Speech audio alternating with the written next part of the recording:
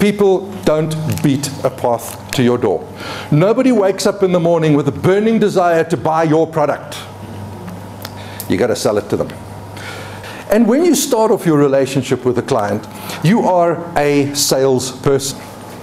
That's it. You got a product and you're trying to sell your product. Very difficult to sell a product, because you see, when you're selling a product, what are you selling?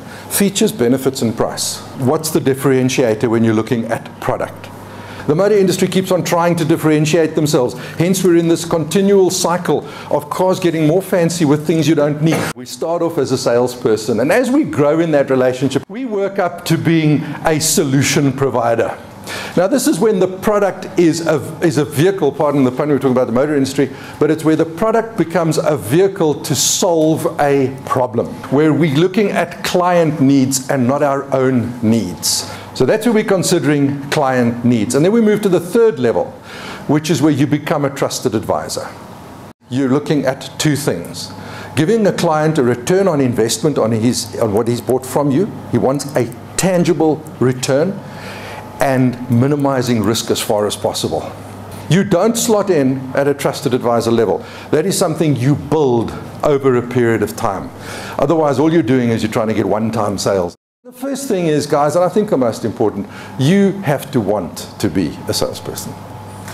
This has to be your burning desire. This has to be your passion, your ambition in life. If you are looking at using sales as a stepping stone in your company to becoming the MD, please get out of sales right now. Please get out of it, because you're really going to screw it up, because your focus is not in what you're doing. We want people in sales that are passionate about sales, that don't want to do anything else, ever. You have to want to be a salesperson. You have to be self-disciplined if you want to be a good salesperson. In essence, nobody controls you. Nobody's got a tracker up your backside making sure that you're doing what you should be doing or being at the place you should be at. You're kind of out there on your own. And it takes self-discipline to get up at 5:30 in the morning, get yourself shaved, and be with your first client for a meeting at 6:30, 20 to 7.